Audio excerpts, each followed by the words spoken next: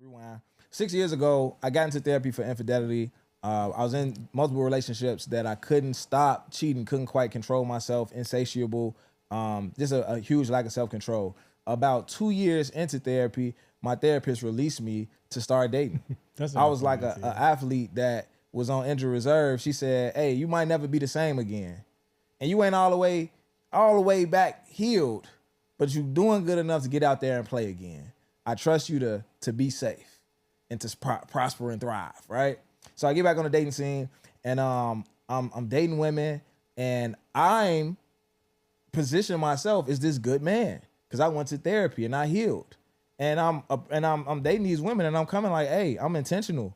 I want to be in a relationship. I'm dating to marry. I'm dating to build a future with somebody, and they like, all right, nigga, I'll be right back. Like, this sound good, but if you're gonna be the last nigga I ever date, let me go see what else is out here, and I'll be right back. That's how it felt to me, right? Like, none of them seemed sure, and I'm like, damn, I thought this was what y'all wanted. Y'all said y'all want to heal men. Y'all said y'all wanted an intentional man. I'm doing that. I did the work. Where's my reward? When you position yourself as a good man after being a fucking trash bag, there's three things that you're dealing with. You're dealing with some pain, the pain of not being rewarded for the work you've done, the pain of loneliness, of feeling like you have this strong desire for a relationship and you can't find one. You're dealing with the confusion of why the fuck you can't, why the fuck that you've made all of these improvements and you can't see the fruits of that work.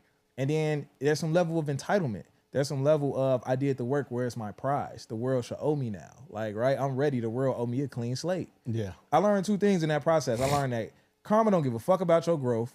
No matter how, you know, you're gonna pay for what you did. You're gonna pay for what you did. Like, no matter you corrected your behavior, you got better, you went to therapy, you still gonna pay for this shit. Yes. Right? Like, you created these patterns and you put this shit out in the world, and it's gonna come back to you before it gets better.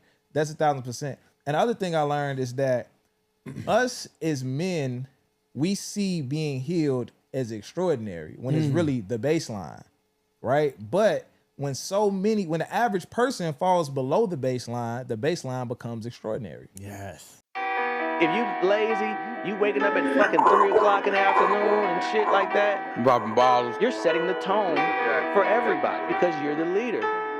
popping pills, That's just what comes with being a man. popping bitch ass niggas. I don't want nobody making decisions over my life except me. Not a woman, not a judge, not an officer, not no motherfucker. When them bullets hit them up, look like son had a seizure. Run up, give it up, you know the procedure. I be sipping Jack and honey. I don't think nothing can make me feel like a man. I don't think nothing can make me not feel like a man. Chains on my collar. You can't take the benefits of being a man without the responsibilities. Give you niggas halos on God in the king. That's what we are today, man. Welcome back to Roses I Did. I'm your co-host, Terry Roseland. Nah, nigga. You thought I was gonna go with the name. They not ready for the Haitian Dominican name yet, bro. Where we going on a trip? Should we go to Haiti? If we go to Haiti, I'm wearing this exact same outfit. You gonna be right trip. in. The whole trip. Right in. I can't be Reginaldo then. I'm wait. They gotta wait. I'm your co-host Jones, man. Welcome back. Welcome back, man. Welcome back. It's a big day. It's a big week. Our mentee, Cortez, got his driver's license today. He's been at that for exactly a good fucking year. Yeah, trying to get this nigga to get his driver's license. He was happy as shit, man. I learned today, and we ain't gonna spend too, because they was like, y'all talking too much. Get to the fucking point. Yeah. We're gonna get to the topic in about 2 minutes. I learned today, being good to people pays off. I went to court for a friend who was in this situation. A lot of friends showed up in solidarity for my friend who was in this situation, and we get there, and it wasn't looking good for him. The state's attorney is one of my close friends' brother. Didn't help. But it's like, you know what I'm saying? It was like good that I had, I never knew he was a state's attorney. So it was good that I had that connection. Of course, I work with a lot of people who tend to get in trouble. You know what I'm saying? So that was a good connection. And I'm glad that I know that now. But the situation did play out pretty decent in favor of the person who was in the situation. Then after that, when I took Cortez to go get his driver's license, the guy giving out the driver's license test was my high school PE teacher. So I had that connection. He like, I don't remember your name, but you was a solid student. Like, what you got going on? I'm like, I got a mentorship program. Like, all right, I don't know if he could drive or not, but we're going to make sure he's straight. As long as he don't crash the car, we're going to make sure he's straight. He's going to get his license today. All right, cool. So, man, it was just like, like being good to people pays off, bro. It's like everywhere. I'm just making these stops, trying to get these things done. And I was running into people who had like just good favor towards me. You know what I'm saying? Like, and that was dope. So that's funny. Me and my pops, we literally was just talking about that like maybe 2 hours ago about how you just treat everybody, you know what I'm saying, with respect. You never know who you're talking to. You never know who you're dealing with. So rule of thumb, treat everybody like they somebody. Absolutely. So yeah, valid. Absolutely. And Real got another complete block in school. Not only a complete block, he's the only nigga in the class that scored over 70%. I didn't know that part. Yeah, big I dog. didn't know that part. Damn, my boy. Big dog. It was in the chat. My boy. That's fire. He snapped. That's fire. That say a lot though. That say a lot. Like, because the only person to score over 70%, and then he didn't get 71. Nigga got 81. So, and that's dope. And salute. I'm happy that he's thriving. I'm scared for these other niggas to work on planes. Like, I'm so scared. like, wait, you niggas is passing with 70? Not the nigga, like, bro, if you want to go to school, I'd rather you go to school to be a teacher and teach my kid than work on a fucking plane. Nah, it's life for or real. death. It's like, that's just like with the nurses. Like, you can't be no half-ass nurse, man. You can't be. Hey, man. Hey. Man. You know, they talk about cops, like, oh, we got a few bad apples. We don't need a few Like, bad hold on apples. now. We need these niggas to be immaculate. Like Chris Rock said, like, imagine if an airplane company was like, most of our planes land usually. We got a few bad apples. Hold Like, on. what type of shit is that? That shit only acceptable with the police department. You familiar with you familiar with Grey's Anatomy? Yeah. I watched it as a kid. I never watched that shit at all. Yeah. Nigga. I used to eat dinner with my parents, and I was just gonna say that's your parent show. Yeah. You'll just catch it, like. Yeah. So I never watched it at all. But since being in a relationship, nigga, I feel like I didn't seen like 70% of the damn shit. That shit is super long, and in like 15 years. 20. 20 It's years. like 20 plus seasons. Yeah. 10, 15 episodes. It's long as shit. Like my girl seen the whole thing 10 times at least, and she she's never. rewatching It's her comfort show. It's She like, cut that shit on to go to bed. A lot of people do that with Law and Order SVU. Yep. So Which is a very weird comfort show. man, so I say that to say, I realized from watching that show, deaths in hospitals. Yeah. That shit be their fault. Like, it be dead ass because you fucked up. Like, oh man, I forgot to put the kilometer on the shit, and the motherfuckers be dying, and perfectly healthy people. Yeah. And like, oh shit, I tweaked. Damn, motherfucker, you just dead, and it scot free, no jail time, nothing. Like, these niggas is murderers. That's sick, man. Let's jump straight into the topic. Yeah. Let's actually jump straight into the topic today. Shout out to the YouTube comments saying y'all niggas need to shut the fuck up and tell us what's going on. She said, man, the first fucking 25 minutes was ads. I lost interest. We got you. We heard you. That was great feedback. We appreciate you. And we finna jump right into it, specifically for that comment. Yeah, we gonna jump into the shit that y'all need to know that we got going on later in the show. Yes. All right. Might even be in the middle. Yeah, might be in the middle. Maybe. All right. So define a good man. Do you think you're a good man? Yeah. You define yourself as a good man? I would say so. Why? I would say I'm a good man because of my character. Yeah. How I treat people, how I treat myself, how I move, how I make my decisions. Yeah. Overall, I say, like, you know, if I look at myself as an NBA character, like 2K character, I'd be an overall 89 type shit. Okay. That's interesting because I'm wondering what would get you to 99. Will we be 99? Yeah. Like, If what are you missing? What's the 10-point gap between you and being like? I would have to be a yes man. I would say that would drop you. And that's why we need to define what a good man is. Because Yeah. if you saying being a yes man makes you a better man. I don't see that was a bad joke. That was a joke though. Okay. Yeah. I ain't gonna Shannon Tatum. You had Terrence Crawford did Shannon Tatum. Nigga cracked the joke and he tried to. That's your character. That's your character, Fuck ass nigga. He had the on him. dumbest look. He like. Shitted on him, bro. Shitted on him. But yeah, no. Yeah. Well, I mean, let's define it. Like, so a good man. I think a lot of us who position ourselves as good men, and I'm talking about men at large, just don't apply, shut the fuck up. Yeah. Men at large, I think a lot of us position ourselves as good men because we're better than bad men, right? So again, if the baseline is here, a lot of us want credit for being the nigga that we should have always been anyway. But notice I didn't say, when he asked me, how would I define myself as a good man? I didn't say anything about, because I can provide.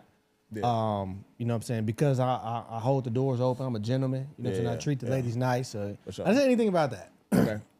And it was all, character based, who I am, my decision making skills, just the essence of me makes me a and what are the components that you named again? Character, integrity. I didn't name it. I added that one. Character, integrity, decision making. What else? Decision making and integrity are character is just like a broad umbrella. So what do you want me to do? What makes your character good? Like, what are the aspects? Like, decision making and integrity. What makes my character good? I think one of the biggest components of a good man that we don't talk about enough is compassion. I was thinking empathy. Empathy, compassion, in the same vein. Mm-hmm. I think that's one of the biggest things. And I say that because there's a lot of guys who are falling short in this. And this episode is about the good man that feels left behind. So I don't think I ever stated that explicitly, right? It's this idea of good men, guys that's good guys out here, nice guys, however you want to put it. It's different between a good guy and a nice guy. But however you want to put it, it's guys out here who feel like, damn, I'm performing to what women say that they want. Not even performing, but this is who I am as a person. Mm-hmm. And I'm not getting the results I want. I'm not doing well in the area of dating or romance. Like, women aren't responding to me the way that Instagram and social media is telling me that women will respond to a man with my character, a man of my caliber. So I feel like I'm a good man that's being left behind. Okay. Right? I think that for a lot of guys who aren't good guys, who aren't on that level, right, of what you would consider a good man, I think one of the biggest things that they're missing is compassion that will take them from where they are to being solid. Because when you have compassion, it adds to so many parts of your personality. Mm-hmm. You know what I'm saying? A lot of the conversations you have, the way you have conversations, the way you feel about ICE, the way you feel about kids running around Chicago, the way you feel about women and the plight that they deal with, the way you feel about the dating market right now. When you hear women saying like they want men to provide instead of you saying like, oh, y'all fought for y'all right to work, and ooh, if you had compassion, you would understand that like women was fighting for their right to work because niggas was abusing them at home. Yeah. And they needed a way to fuck out. They couldn't like buy you know what I'm saying? They couldn't afford to leave niggas who was like beating them, cheating on them, having babies on them, all types of shit like that. So compassion, it changes your entire outlook on the world. Mm-hmm. You know what I'm saying? It's not just like this one piece of your personality that only comes up when it needs to. Like, it becomes who you are. Okay. So what are the other components that you think of? You think of a good man? So let's list what the ones we got. Compassion. Integrity. Decision making. You said character's too broad. Character is like, I think these things are make up your character. Yeah. Okay.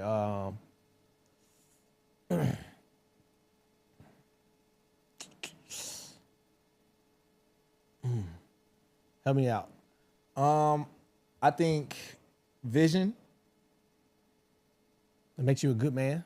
Yes. I think it's hard to be, because I feel like a good man is useful. Okay. And I don't mean that in the sense of like paying for shit. I mean that in the sense of usefulness of direction. So I guess decision making is part of that, but I think you have to have vision to have direction. I think you have to have vision to have purpose for your life.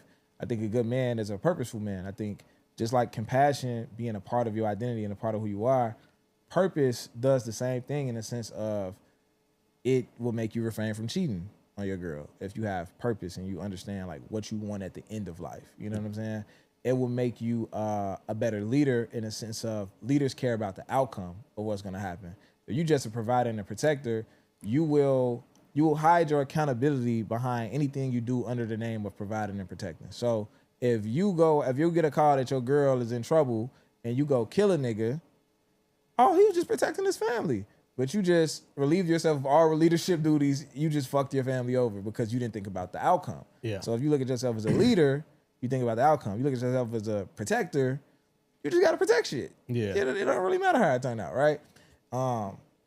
That's a deeper conversation for another day. But I think that vision and purpose, it creates all of those avenues for you of thinking about outcomes, of, you know, just being in complete alignment. You know what I'm saying? When you have that purpose, you being in complete alignment with the decisions you make and things like that. That's what I think makes up a good man. So we got vision. Yeah. We got integrity. Yeah. We got character. That's make the essence of all of that. Vision, integrity.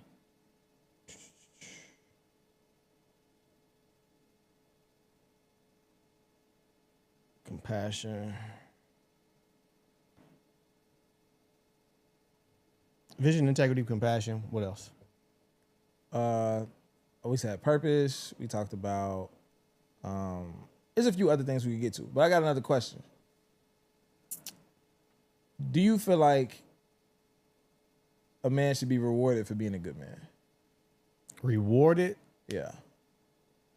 Rewarded? Give me a second. Because, excuse me. It's like a double-edged, it's like two different perspectives you could have. I agree. With rewarding. So if you reward a man for his, for being a good man, yeah, that also reinforces that behavior. But it also, in the same time, creates a sense of entitlement, even though being a good man is a standard, is a baseline. Because let's just say, if you don't get rewarded, does that mean you're gonna stop being a good man? Okay. You know what I'm saying? So it's some pros and cons being rewarded for what you're kind of supposed to do. Yeah. So I'm stuck in the middle with that one. I would say, yes and no. I think good men should be rewarded by their women, by their woman. Okay. Not by like the world. You know what I'm saying? I think a lot of times we get into a space where we feel, as a single man, we feel like I'm a good man, so there should be more eyes on me. I should have more options. You know what I'm saying? Yeah. I should be treated with a certain way because I'm a good man. I also personally think a good man is not like an identifying characteristic. Like, it's not a permanent state. It's more of it's just a consistent behavior. You get what I'm saying? Yeah. So I was like this, right? We use the basketball reference of 2K and shit like that. A character trait is like being an NBA champion. Like, you could be a champion, you could win one championship and you're a champion the rest of your life. You're an NBA champion, even though you did it one time. Yeah. So you're not just a good man because you was good. Yeah. But being a good man is, instead of it looking at like it's a championship, being a good man is like being the best player in the NBA. You gotta be the best player in the NBA every night, every week, every month, every year to be the best player in the NBA. Or you used to be the best player in the NBA. Like, you used to be a good man until you did that shit. Like, you know what I'm saying? Like, so it's consistency. It's consistency. That's good. And I've broke that consistency. Like, I've been good, a good man in moments, and then I've had moments that have shattered that.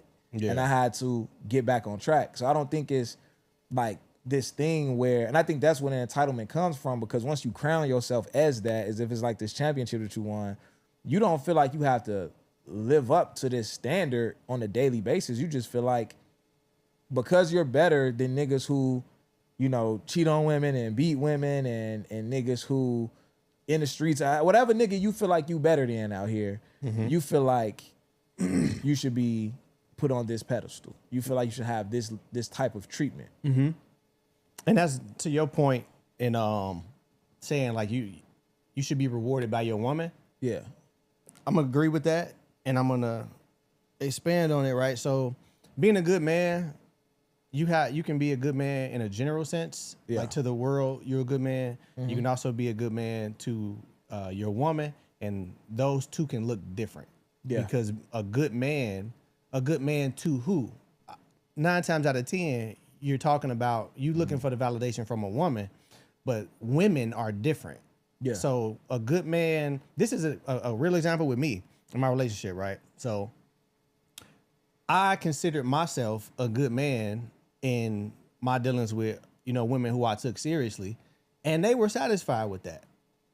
However, when I got into this relationship, I brought those practices and those characteristics and that makeup of what made me a good man over there. I brought it here, but the standards changed because this is a totally different person. Like what was required over there may not be required over here. Yeah. You know what I'm saying? And it wasn't like I was a bad man, because overall in general, I'm a good man, but it's some tweaks. When I got over here, it's like, okay, I don't really care that much about that made you a good man. You don't have to do that, but you do have to do this. You know what I'm saying? So men are, for the guys that are saying, who want to be treated a certain way, who expect to be treated a certain way, who expect a certain result because you feel like you're a good man, you're expecting all people to treat you or accept what you're offering when it's subjective. It's different. Yeah. Like you just want everybody to, here's the crown because you do whatever it is that you do. Oh, you worked on yourself. You did this, you did that. And it's admirable, it's respectable. But when you're talking about partnership, that's a different lane. Now you got to dive deeper into, that'll get you in the door. It's almost like, you know what I'm saying? With guys, like looks will get you in the door. And being a good man will get you in the door. Now we got some other things to work on. Yeah. You know what I'm saying? I think that you should be rewarded by your woman because that's your partner and y'all signed up to be in this relationship together. And if you being good, that means you elevating this person, and they should reciprocate that and elevate you too. And that should be your reward. Yeah. I think that when you're a good man to the world, you don't get that reciprocation because you never made a deal with the world. The world is the world. Yeah. Right? Like I could be a great man in this community, in this neighborhood I live in. I can help all these kids around here. I don't expect that's gonna stop a nigga from breaking in my house. If a nigga kicking in doors, he's gonna be like, nah, I ain't gonna kick that nigga door in. Like, and it would be nice. It would be like, oh, that nigga be passing out water to the kids. We ain't gonna break in that nigga house. I don't expect it to go that way. I didn't make a deal with these niggas. Yeah. You know what I'm saying? Like I didn't. Like Nipsey died in front of his store. I decided that I wanna go do this for my community. I decided I want to go be a good man in the world. The world don't owe me nothing back for that. The universe might pay me back. The universe probably will pay me back in different ways. But it don't mean that I'm going to be greeted with this treatment all the time. Yeah. And that's not what I did it for. That's not what but in my relationship, and it's not saying that in my relationship, I just was nice to you so you could be nice back to me. But however, we made a deal to reciprocate to each other. Like that's part of the terms of this relationship is that we're going to treat each other a certain way and we're going to uphold whatever values we agree on. So if I'm standing on those values, that would make me a good man in this relationship to this person. They should reciprocate that by standing on the values as well. And I want to give us, cut us some slack. Us as men as a whole, like I feel like men's heart is in the right place. You know what I'm saying? Because you feel like, okay, you listening. Let's just point out the positives of this entitlement. You know what I'm saying? That could be like an oxymoron, but for the men who feel like they left behind, the good men who feel like they left behind, right? You started off as, okay, cool. I'm going to listen. What do women want? Yeah. What do the world wants? You know what I'm saying? Specifically women, because a lot of men, we do things for women. So I'm just stick with that easier example. What do women want? So number one, you already listening. You listening to understand. Okay, you want a man that provides. You want a man that protects. You want a man that's a good leader. You want a man with provision. You want a man who's decision making. You want a man who can provide you a soft life, etc. Cool. So you listening. I bet you took that information and boom, you go off and you start working on yourself. Maybe you do go to therapy. You know what I'm saying? Maybe you start reading books. Maybe you upskilling. You making yourself more valuable in the economy, in the marketplace, etc. So you checking off all of these boxes. Heart is in the right place. Great. Now you represent yourself with an expectation of I should get what I want because I listened to what you said and here it all go. I got it all checked off. But again, heart in the right place, but it's too broad. Yeah. You know what I'm saying? It's too broad. Women will not deal with you and you got the checklist and she'll deal with what you may think is a lesser man or not as good as a man. And you will be confused, but good looks different to everybody. She may accept you know what I'm saying, this version of this man because who she is at the time, maybe she haven't done the work on herself. Maybe she's not her full version. Maybe she's not a whole woman. So she's accepting a little bit less. You know what I'm saying? So, and in my experience, just like you said, when you did all the work, and they like, hold on, you know what I'm saying? Like, let me get back to you on that. You a little too serious for me. Yeah. When you work on yourself, that kind of lessens your options because everybody haven't done the work just yet. Yeah. It was times where I hadn't done the work just yet, and I met good women, and I'm like, yeah, you know what? I ain't even gonna play with you like that. Yep. So you gotta also take into account where you meeting people at. You know what I'm saying? You feel just because you went out and did all of this work, everybody ain't on the same playing field. So you gotta just kind of focus on who aligns with what you say is good. Yeah, absolutely. And I think that at the end of the day, we got to stop wanting what's not ours. And a woman who want that, if you not that, that's not your woman. That's it. And your growth potential with her is zero. You can have a bunch of fun with her. You can waste all the time that you have left on this earth with this woman. Y'all won't grow together. Like, you know what I'm saying? It won't happen. So I think we got to stop wanting what's not ours. And I think that even when I was fresh, I ain't gonna say fresh out of therapy because I was still in therapy, but when I was released to date, she let me out the fucking cage. I was still pursuing the same type of women that I was pursuing before. I was still leading with how she looked. You know what I'm saying? And I was going for women that wasn't mine. And maybe a part of that is because those was the baddies. Yeah.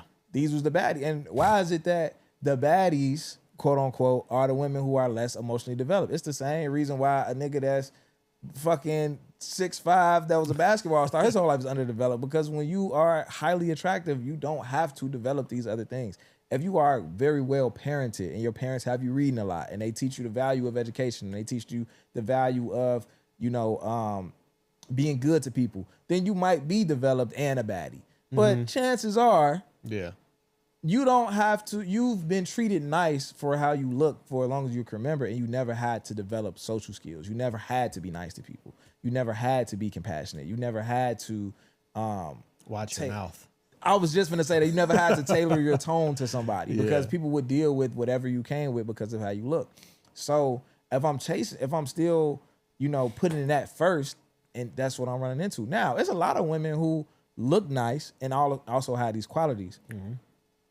You're not gonna come across it as often. So if you're leading with the looks, chances are you're gonna come across a dickhead. Like, you know what I'm saying? If you leading with looking for the qualities that align with who you are, your odds are gonna be a lot better. And I just think it's some of the shallowness. A fat ass, we talk about it all the time. A fat ass not gonna make your relationship better. You know what I'm saying? Like, you know, we talk about the women out there. I see on threads all the time. It's like the women talk about I seen a chick say, "Is it any tall niggas with no kids left in Chicago?" And people in the comments like, "What is a nigga being tall gonna do for your relationship? Like, what's the obsession with a nigga being?" But it's nothing wrong with having these preferences, right? But at the end of the day, when you lead with something that's shallow, you're gonna come up with bullshit a lot. Like, you know what I'm saying? Yeah. So that's that, man. Also, when we say the man that's left behind, where are men being left behind? I think it's a few different categories. I think niggas is being left behind economically. It's tight out here. It's hard as fuck out here right now. Yeah. I think niggas is being left behind romantically. I think niggas is being left behind socially, not having community and things like that.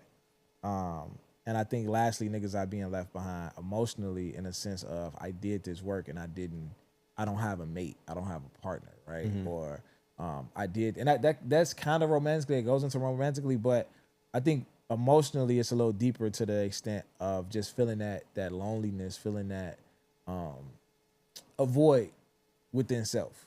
Okay. You know what I'm saying? Now, let's start with economically. Men being left behind economically. I do think that because of what's going on right now with the economy, not even just with the economy, but with the world changing so fast. Yeah. Us being raised to, you go get this college degree, everything's gonna be good. They didn't name a particular college degree, but if you go to college, you have this good future being promised to you. And we found out that was not true, right? And we found that out the hard way. However, life is competitive.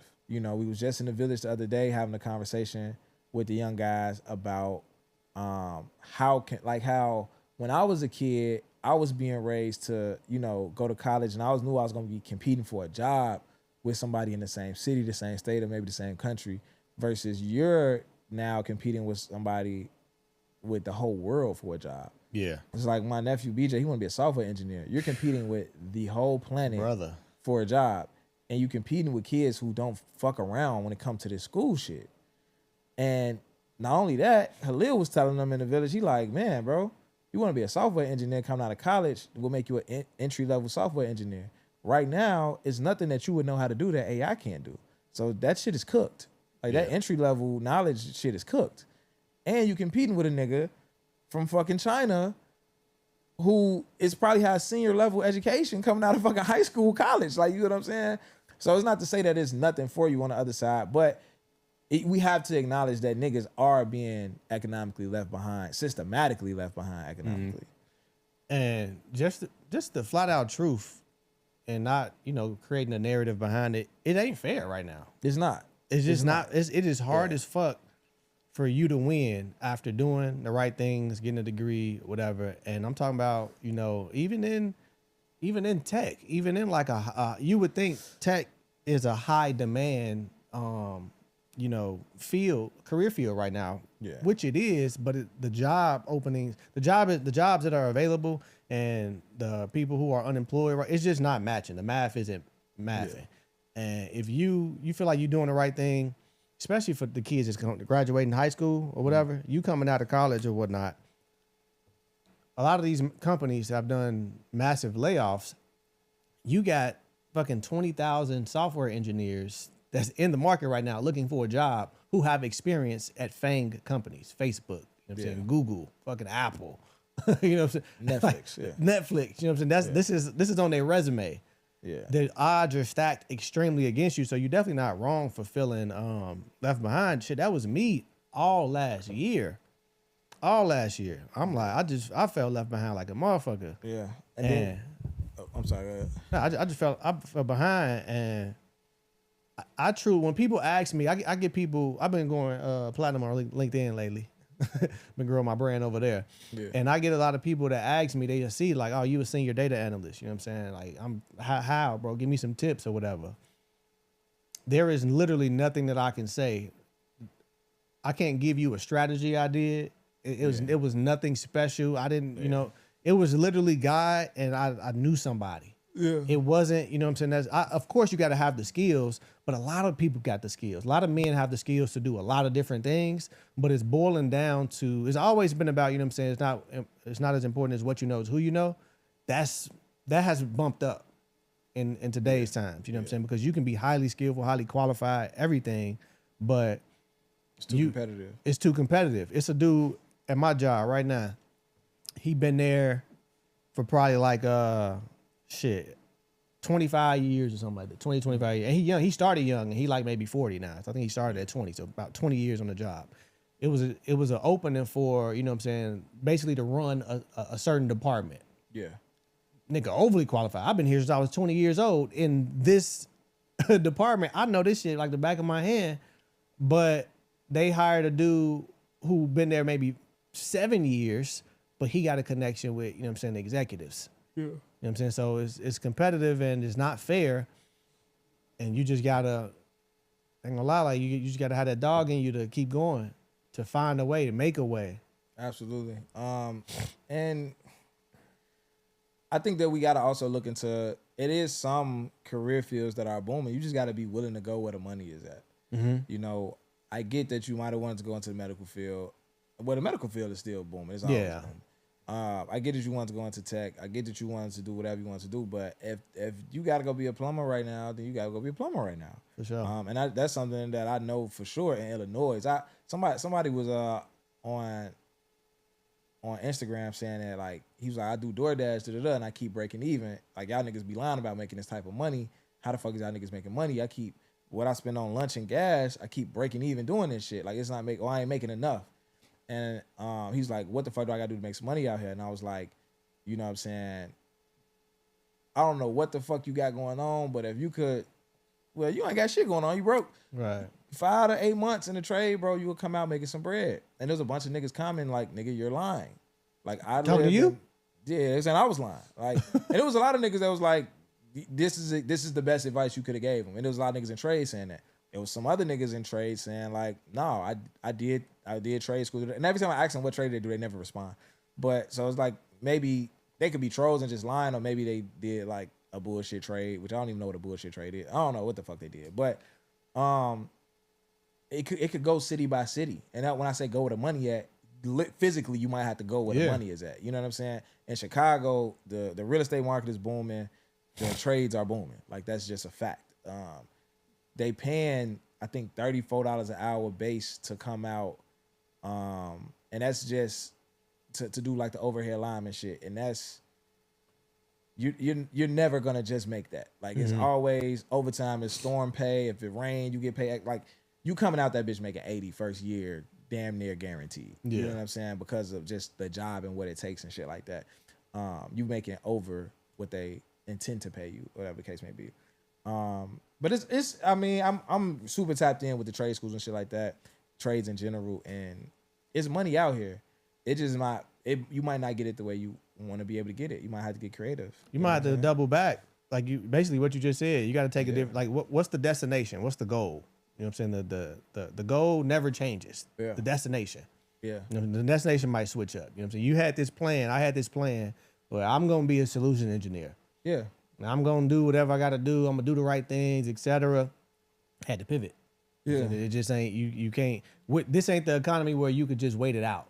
You got to make a move. And there's niggas out here getting money.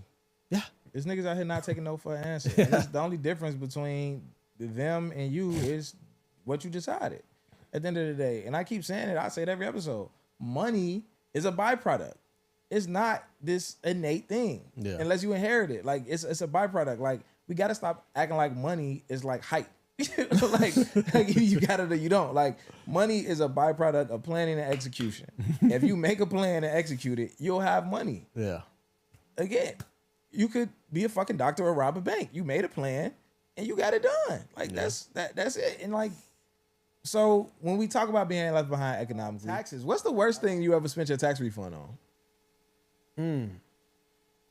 The worst thing? Some sounds. Sounds in the back. Put sounds in the car. Yeah, put sounds. Where are they now?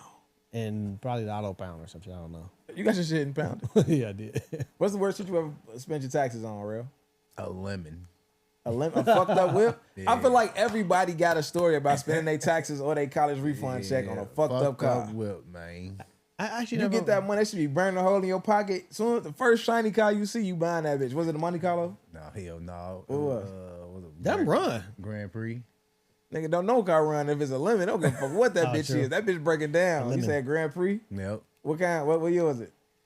Like 97 GTP supercharged? No, hell no. It was That's what I had one of them GTPs too. That bitch fast as motherfucker, wasn't it? So, mama. Yeah, I wish I could get another one of them bitches. It's a little side car. I think it was down there. It was that or down there the Grand. Wait, the Grand Am, the other one. The Grand Am is like the smaller version. Yeah, it was okay. That bitch was a lemon. That GTP was I had a silver one. I definitely got some lemon cars too, man. What do y'all do now with y'all taxes? Y'all do some responsible shit these days? Y'all saving them, investing them? What y'all doing? I haven't gotten taxes. I haven't gotten a return probably since like maybe 2015, 2016. You just make too much money? I just break even or I owe a little bit. Niggas be going exempt. What we doing your taxes? My people, I guess. And that's why your ass needs to go to Badu Tax Service. What you talking about? So you can get some motherfucking get a nigga. Some money. Talk about your people, them niggas from up the street. Stop going to niggas up the street, LLC, and go to motherfucking Badu Tax Services, bro, to get your shit done right, man. That's why you break it even, man. Man. Come on, dog. You got a kid? Do they? Yeah, I'm breaking even on your shit, man. Do they fold their arms in the pictures? I don't know if they fold their arms in the pictures, but I know they know what they doing, man. We gotta check them out, man. The boys over there at Badu Tax Service know what they doing, and they gonna answer the phone for you when you need them. Niggas, everybody be thinking about the taxes. When they do the tax, they gonna get the money. Be thinking about if you ever get out of it. Be thinking about when it's time for you to buy a house and they ask you for all your information.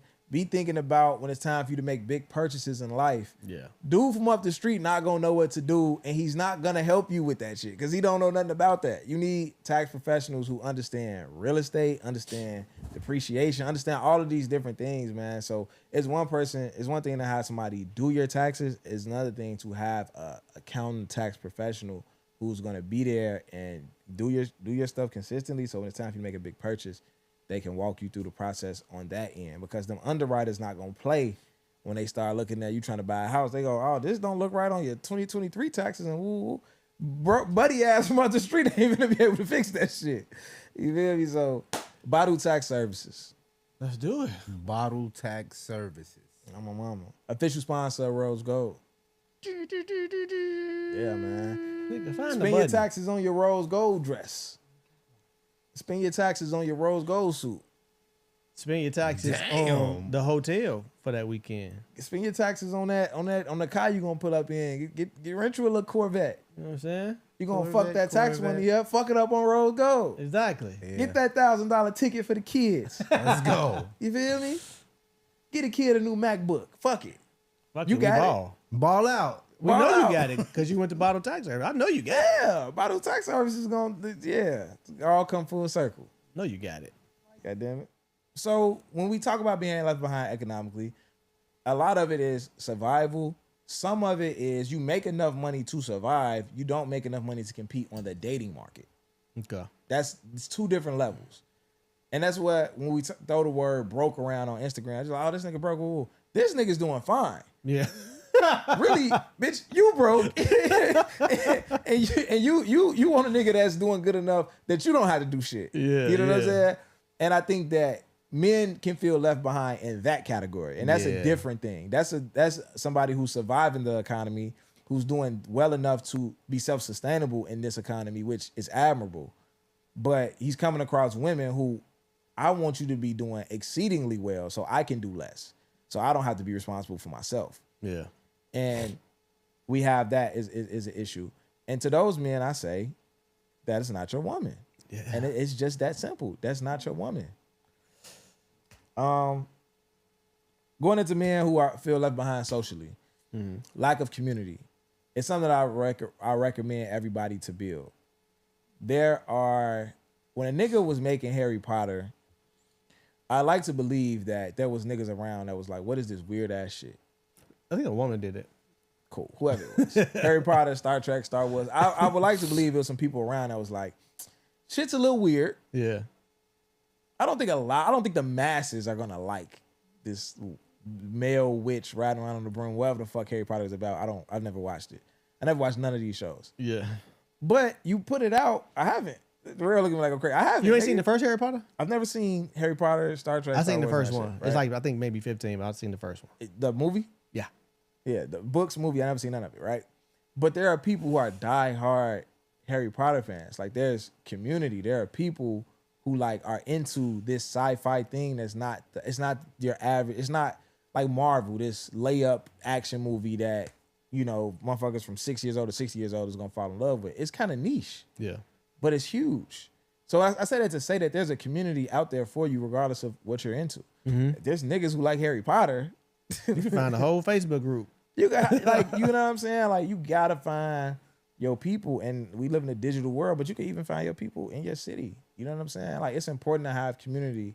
A lot of the things that we look for in a partner, you don't necessarily have to get it through a partner. This male loneliness epidemic comes from a lack of community. There are more single women than single men in America. There are more women than men. There's no woman loneliness epidemic. There's a male loneliness epidemic, and it's less of us than them. Yeah. Right? So meaning there are more single women than single men, but the women ain't lonely. Yeah. They lonely, but it's no lonely epidemic. We're lonely because we don't build community with each other. And we're blaming them for our loneliness. Niggas gotta build with each other. I talk about all the time how if I say, hey, let's go out to dinner, niggas is gonna instantly assume that we're bringing our girls. Right. And if we're single, who birthday is it? Yeah. Because it ain't no way you just want to go eat with us. It's impossible. Right. That's crazy. Nah, and that should be done. That should be done. And as far as finding your community, it's never been easier. Yeah. We got the internet. Like you said, it's different communities. And it's funny. I was looking for a community today, and I'm like, man, I need to find a group. I'm like, I was on Threads. I'm like, I need to find content creators, especially like with my app and all that. I need to find content creators. Then I'm like, damn, I ain't look on Facebook. I go to Facebook. I type in content creators. It's like fucking 15 groups with 20,000, a million, 500,000 people who identify and align with what I'm talking about. Mm-hmm. What are you interested in? Harry Potter, pool, like you a pool player, bowling, whatever you're interested in, search that shit on Facebook. It's a community. Hey, who all up in here? 9 times out of 10, they already meeting up. You just not there. Yeah.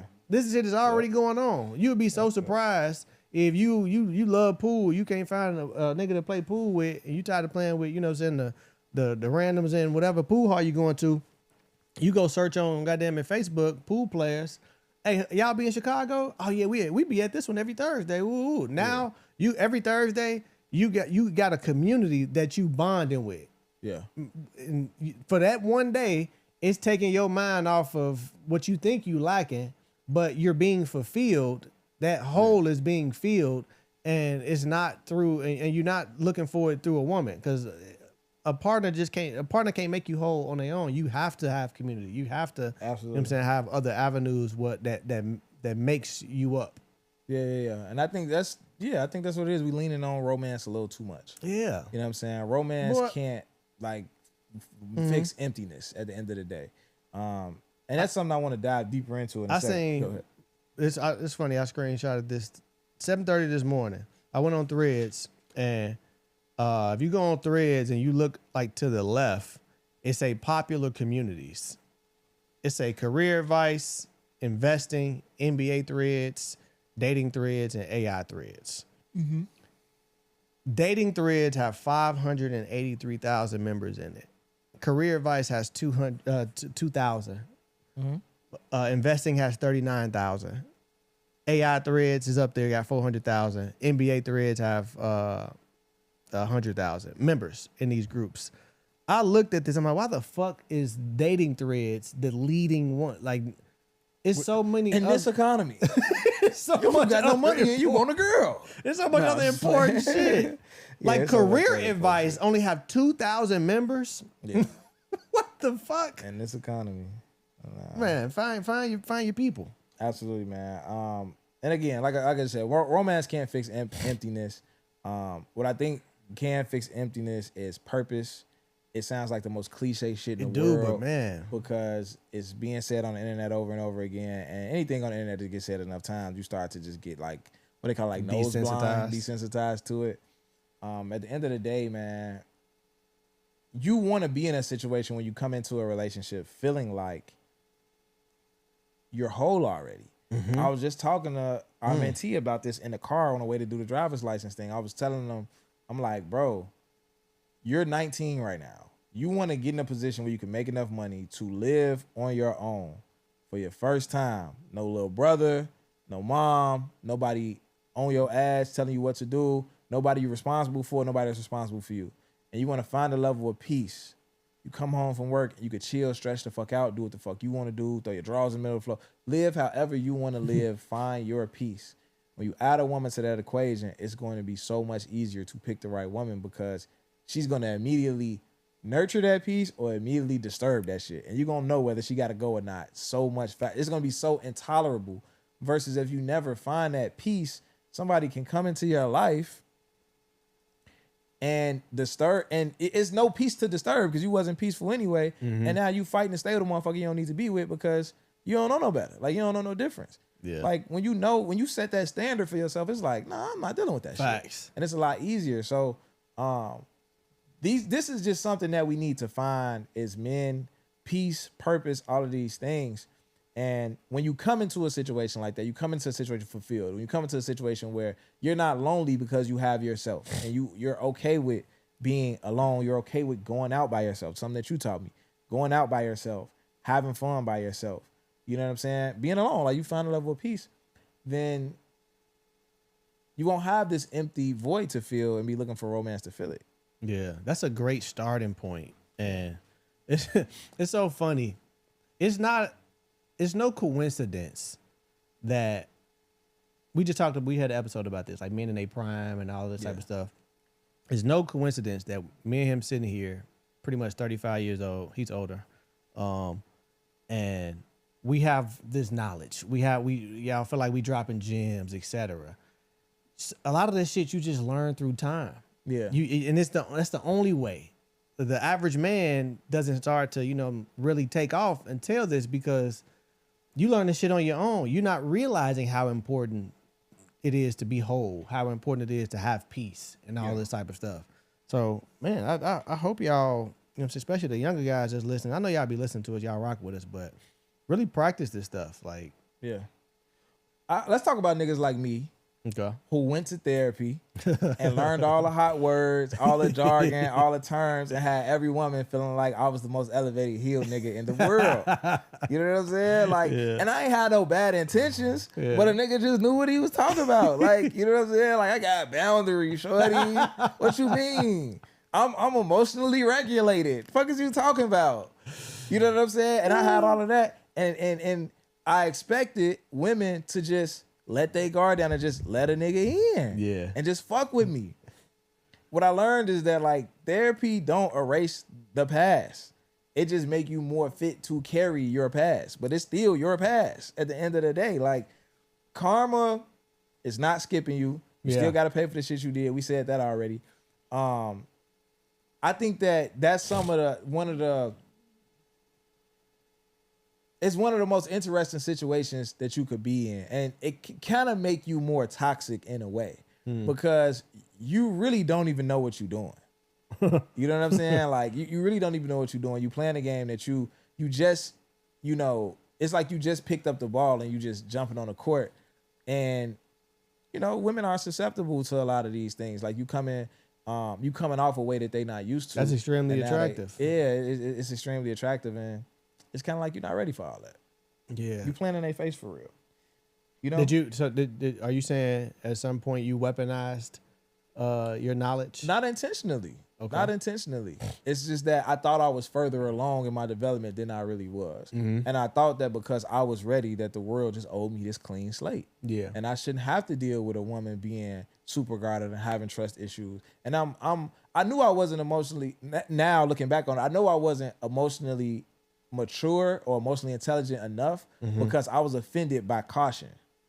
You know what I'm saying? I was offended by a woman being guarded because I felt like I'm a great nigga. God. I'm a good guy. Yeah. Why you treat me like I'm one of them niggas? I was just one of them niggas a couple years ago. I just got through doing my dirt. Oh, shit. But why you treat me like I'm one of them niggas? Yeah. You know what I'm saying? I'm a great nigga. Yeah. What you doing? Let me in there. But I was genuinely feeling this way. No, that but ass. Now when I see a woman like nah, and it's like, but you was just dealing with a nigga who was doing this, doing that, but you telling me like and you see I'm offended by caution. That's when you know like, you're not really ready. You're not really who you say you are. You're not who you think you are, because you wouldn't even take that personal. You know what I'm saying? You will understand that you being consistently the nigga you supposed to be is gonna relax that caution anyway. Yeah. Not even saying that you owe somebody to stay around through that process. If somebody heartbroken and got trust issues, you don't got to deal with it. Yeah. But you also can understand that it's like, okay, if I want to deal with this person, this is what it's gonna take. It's gonna take me to really be the nigga I'm saying I am anyway. Yeah. And I shouldn't be scared of that if I really am that. But in deep down, I kind of know that I'm really not that. Like, you know what I'm saying? Like, I'm really full of shit though. But I've convinced myself that I'm ready for some shit I'm not ready for. It's crazy. Bruh, we talking about, let's talk about niggas like Terry. Well, I'm niggas like Terry. I'm thinking back before I met you and I had the man's perspective. I was doing like, it wasn't a podcast. I was just doing the vlogs and I just put them out on YouTube and stuff like that.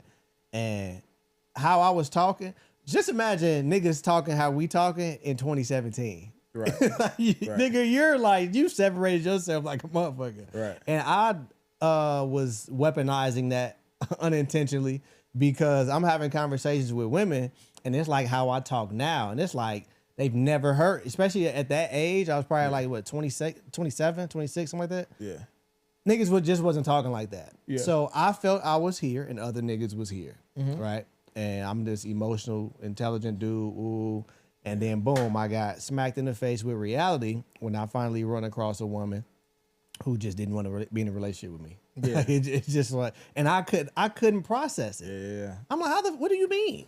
Like, and then I knew her past. I'm like, wait. So you gave those niggas a chance, but I couldn't process it. I was offended by it. Yeah. And at the time, I didn't know, but that was a clear reflection that, nigga, you're not who you think you are. As far as like the healed version, like what you talk about, your vocabulary, you know what I'm saying? All that shit is cool, but you're not this whole person you think you are. So boom, got hit with that reality. Probably like 4 years later, 3-4 years later, I meet another girl who I feel like I want to be serious with. Now this time, I have this experience with the last one. This time, when I got met with that guard, that caution, I was like, it hurts, but I know what to do now. I walked away.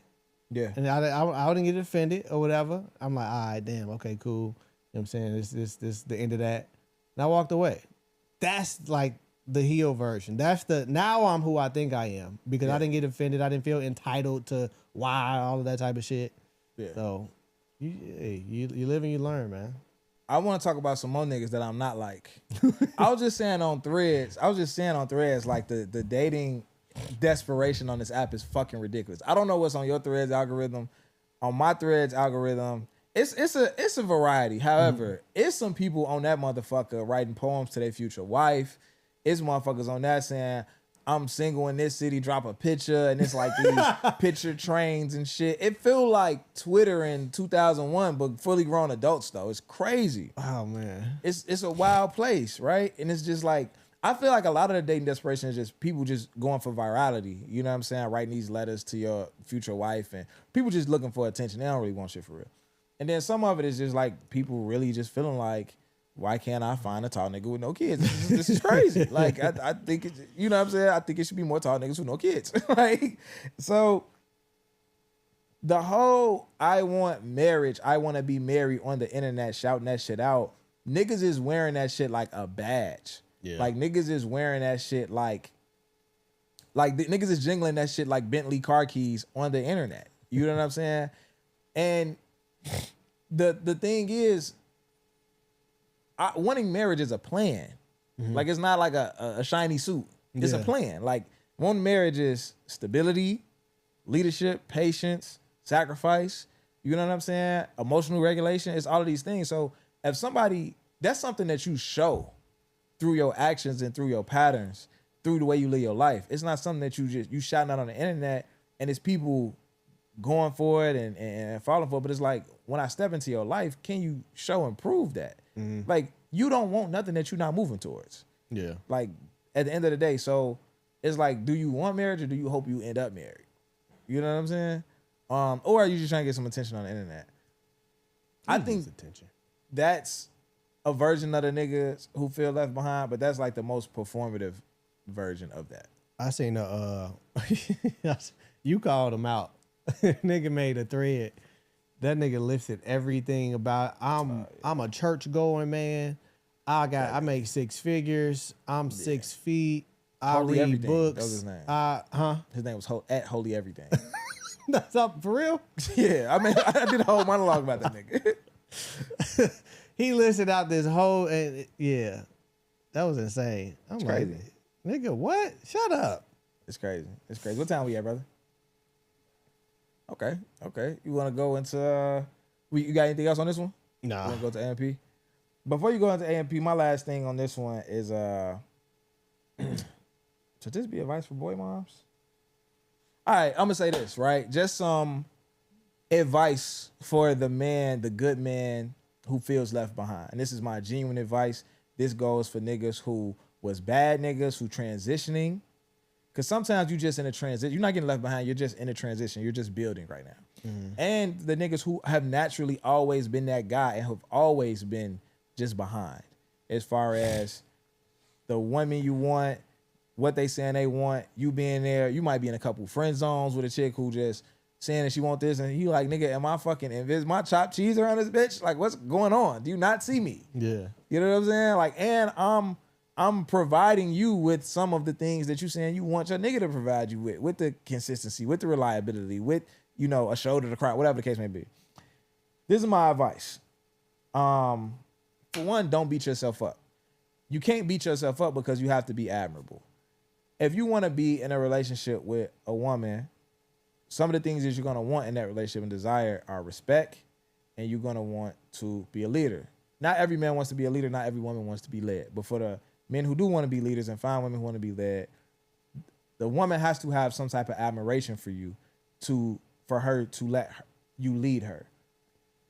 The only time we choose to be led is by people that we admire. When you go into a job, you don't choose your leader. When you go into school or basketball team, whatever, you don't get to choose your leader. If you ever decided to join some type of community group, you chose that group because you admire somebody in that group, right? Mm-hmm. If you ever decide to join a church, you admired something about that pastor, whatever the case may be. So when you choose to follow something, it's because you admire that. You have to be admirable. So you cannot be beating yourself up about where you are in life and think that somebody's going to admire you. So for one, you have to lift yourself up. You got to pick your motherfucking head up. You got to pick your fucking head up and poke your chest out and look at the evidence around you of the life you've built so far. And I know for sure you can find things to be proud of, whether it's the type of sibling that you've been to your siblings, whether it's the type of son you've been to your parents, whatever it is, whatever you're doing, you might be a teacher, whatever you're doing, and it's something that you can find evidence that you've been doing some level of work and being a good person at, right? Be proud of yourself in the things in your life that you've already done, already accomplished. That's number one. When it comes to being admirable, you admire people because they're doing something that you feel is above average. So you have to be doing something, performing in some area of your life that's above average for this woman to come in your life and respect you. It does not have to be financially. I know, because I just don't want to make this about that, right? I always talk about how my work ethic. Yep. It's above average. My capacity for work is above average. Fuck just the ethic itself, but the capacity of how many things I can deal with at once, how much stress I can carry at once, how I can put my world on my shoulders and continue to move forward over and over again. It's admirable by women I date. We can fuck till 2 a.m. We could drink. We could do this. We could do that. When that fucking alarm going off, I'm getting the fuck up and I'm getting to work. 5 o'clock. I don't give a fuck what happened last night. I might crash after I get done doing what the fuck I'm doing. I might crash around 10 o'clock. Maybe around 2 o'clock. Maybe. If we was wilding out, whatever the case may be. But I'm going to get up and get to it. And that's admirable because most people can't do it. She can't do it. Right? You know what I'm saying? And no, there's no offense to nobody. Yeah. But at the end of the day, if you doing something that your girl can't do, if you doing something that most people can't do, that's going to put you in a space to where you're admirable. It's going to make you somebody that's worthy to be followed, that's worthy to point somebody in a direction and say, we're going here. And they say, okay, let's go. You know what I'm saying? Spin. That's number one. Number two, I'm going to give you 3 things. G-O-B. G-O-B. Grieve whatever it is that you lost. Whoever it is that you lost. Whoever she was that you lost. Whatever the idea of what your life was going to be that you lost. You had an idea of what your life was going to look like at 25 and it didn't happen. You had an idea of what your life was going to look like at 30, 35. It didn't happen. You have to grieve that loss, right? That's a loss as well. Mm-hmm. And it's difficult. The woman who left your situation because she wanted more and she felt like you wasn't enough, you have to grieve that. You have to give yourself the space to say like, hey, I am hurt by this. I do give a fuck. Yeah. It hurts. Go through all of those emotions. Take your time. Cry about it by yourself. However you need to grieve it, right? Listen to Cranes in the Sky. Put this shit on repeat. Cry that shit out until it's over with. Block her, unfollow her on everything. Do what you got to do. That's number one. G is grieve. O, you have to own what you did. 1,000%. You have to take full accountability for your role in whatever the loss was. Maybe your role in it was not striving hard enough. Maybe your role in it was not taking advantage of every opportunity to get where you wanted to be by 25. Maybe your role in it was you made mistakes when you was. I made a lot of mistakes when I was 17, 18, 19 years old. Even though I was a kid, I have to own that I saw 100 niggas go walk that path and fail, and I still walk that path, regardless of how immature I was. I have to own that, right? I can't, even though my parents kicked me out at this age, I can't blame them for the decisions I made once being out of the house. I still made those decisions. I still did the shit that I did that held me back. I didn't do shit perfect, and I was a kid, so I can give myself grace, but it's still my fault at the end of the day. I think a lot of times when I'm saying, and I didn't even say it today, when you blame yourself, you make better decisions. A lot of y'all feel like if I blame myself for everything, I'm beating myself up and I'm going to be depressed.